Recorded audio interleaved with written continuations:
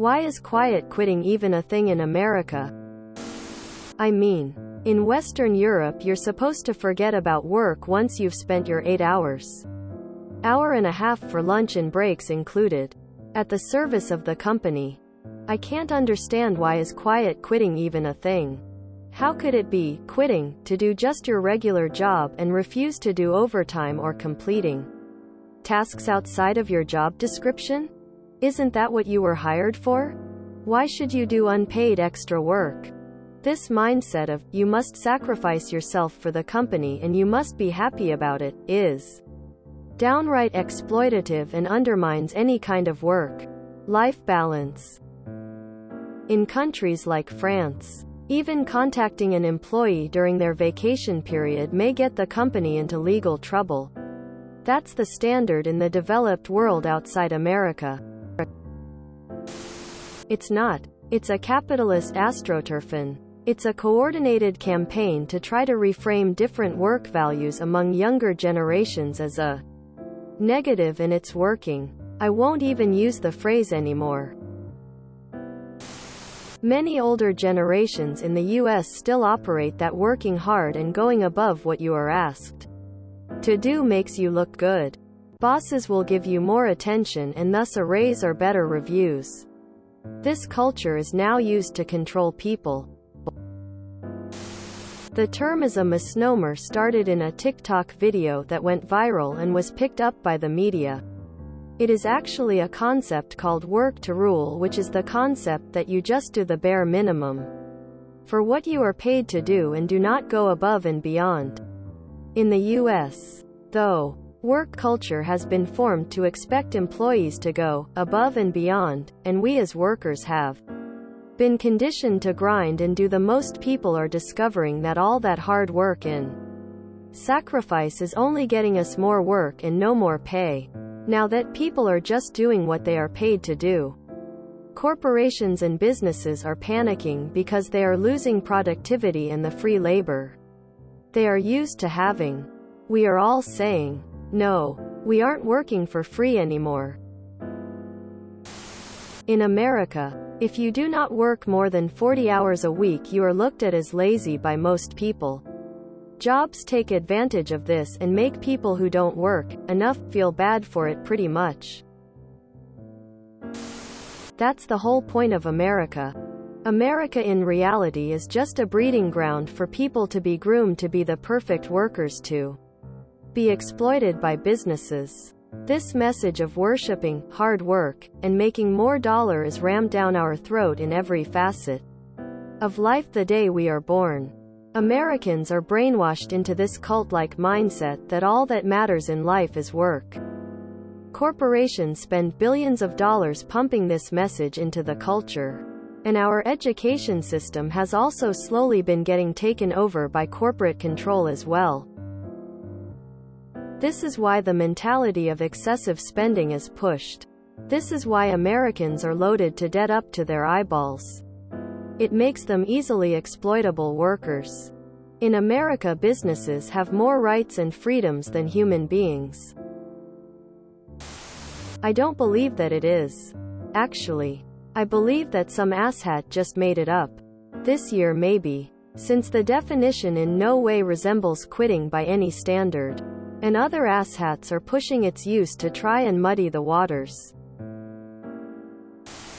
Protestant work ethic. The Protestant work ethic was the belief that hard work was an honor to God which would lead to a prosperous reward. Why? Because if you fight for workers' rights in America, you're branded a communist. It's not. Our corporate overlords are just conducting psyops. The American work ethic is toxic and dangerous to everyone in it. Except for the overlords themselves.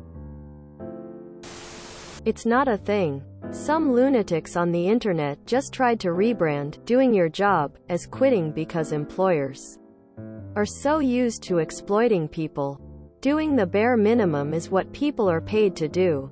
If you want people to do extra, compensate them for it. Whether it's increased vacation days, more money, extra sick days, company stock, better retirement, or something of monetary value. Things like a positive and supportive working environment don't count because that should be the default. Companies are used to providing less than the bare minimum for their employees, but expecting to get more than the bare minimum from them.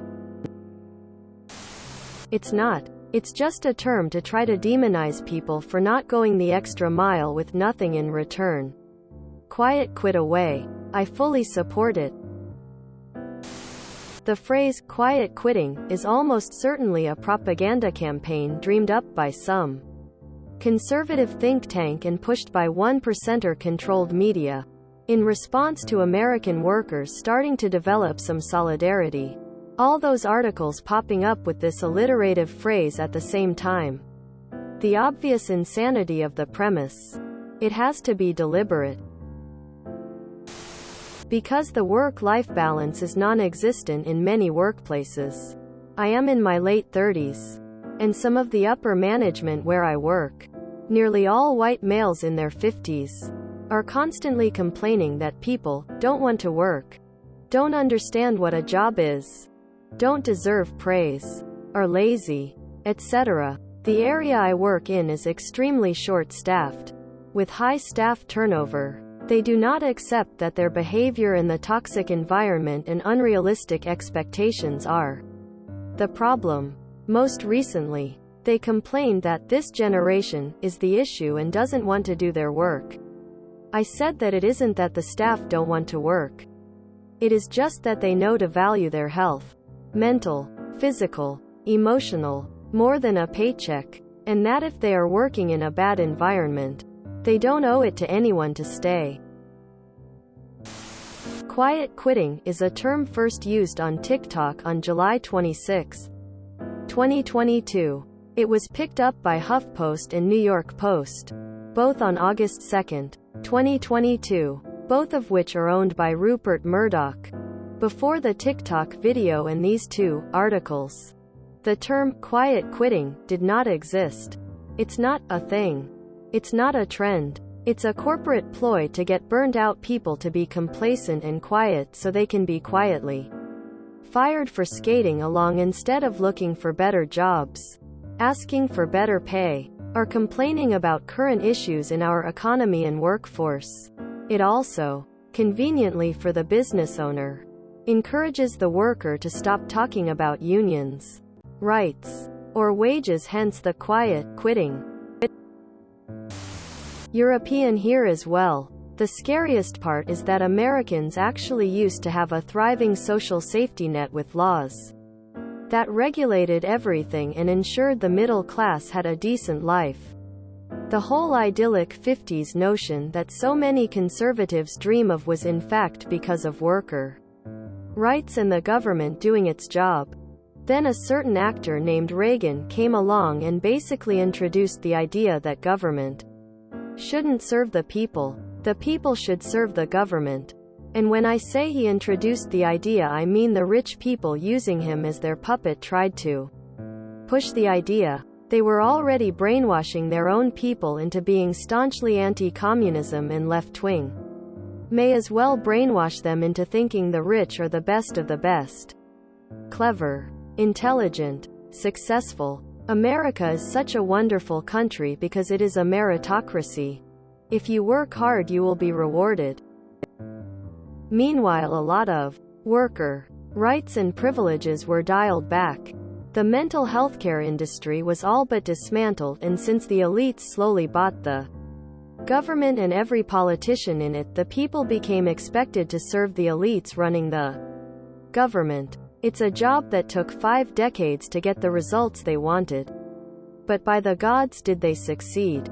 Most Americans are brainwashed to believe all they live for is to work.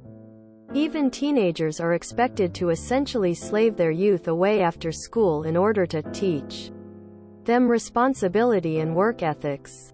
Read. To allow for child labor in legal ways. Why do I know all this? I view America as a warning for Europe. Slowly but surely our own governments are ever so carefully trying to chip away at our rights. American businesses are also trying to get a foothold in our countries, and with them they bring American attitudes. The tipping culture being introduced in our fast food and coffee industry is just one example. Don't over-romanticize European working conditions. Being expected to work way beyond your contractual hours and responsibilities is normal here too. America loves work. Anti-work is the overwhelming minority here. ACT your wage. It's propaganda. Literally a term coined less than a month ago.